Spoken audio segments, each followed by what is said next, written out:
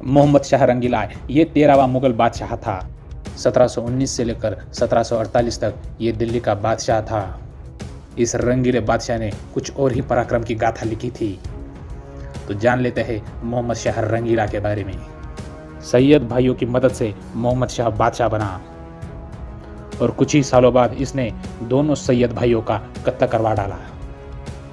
औरंगजेब ने अपने कार्यकाल में नाच गाने और संगीत पर बैन लगा दिया था, लेकिन मोहम्मद शाह के बादशाह बनने के बाद इसने नाच गाने और संगीत पे से पाबंदी हटा डाली और ये खुद नाच गाने और संगीत में डूब गया। ये खुद शायरी भी करने लगा था। इसके रंगीले मिजाज से ही जनता ने इसे मोहम्मद शाह रंगीला नाम रखा था। मोहम्मद शाह रंगीला के जिंदगी का काफ़ी हिस्सा ऐशो आराम और अय्याशी में गुजरा। ये हमेशा नशे में धुत रहता था। इसके दरबारी भी इससे खौफ खाते थे, क्योंकि न जाने कब ये किसी को भी सजा दे डालता था। हद तो तब हो गई जब मोहम्मद शाह रंगीला अपने दरबार में नंगा होकर आने लगा। वो अपने दरबारियों को भी नंगा होने के लिए कहता था। एक बार इसने फरमान सुनाया कि दरबार के अधिकारियों को घुंघरू पहन के ही दरबार में आना होगा और कोई भी इसकी हुक्म की नाफरमानी नहीं कर सकता था।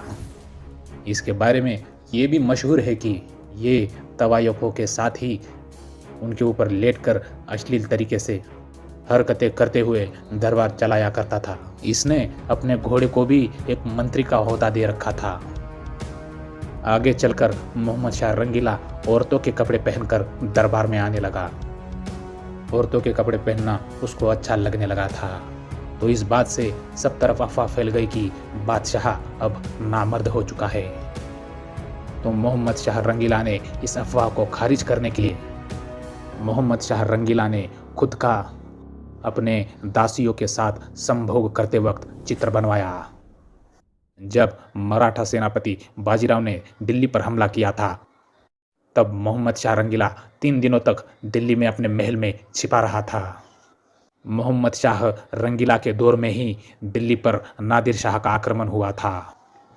जब नादिर शाह दिल्ली की ओर बढ़ रहा था, तो मुगल अधिकारी मोहम्मद शाह रंगीला को नादिर शाह की आने की खबर देते थे। तब मोहम्मद शाह रंगीला एक ही वाक्य बोलता, हनूस दिल्ली दूरस, मतलब दिल्ली अभी दूर है। और देखते ही देखते नादिर शाह दिल्ली के करीब आ गया था। तब बादशाह को खुद जंग में उतरना पड़ा। जिंदगी में पहली बार मोहम्मद शाह रंगीले ने जंग में शिरकत की थी, लेकिन कुछ ही घंटों में नादिर शाह ने मोहम्मद शाह रंगीला को बुरी तरह से हरा दिया और दिल्ली पर अपना कब्जा जमा लिया।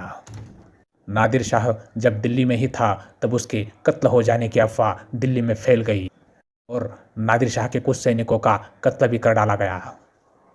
इस बात से नाराज होकर नादिर शाह ने दिल्ली में कत्लेआम करने की इजाज़त दे दी। हजारों लोगों को बहरे में से काटा जाने लगा।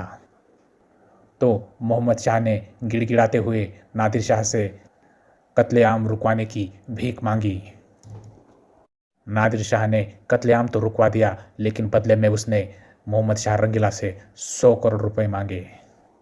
तो फिर मोहम्मद शाह रंगीला के ही आदेश पर दिल्ली को फिर से लूटा गया, ताकि नादिर शाह की रकम चुकानी पड़े। सैकड़ों सालों की मुगलों की जायदाद को नादिर शाह एक ही झटके में लेकर चला गया।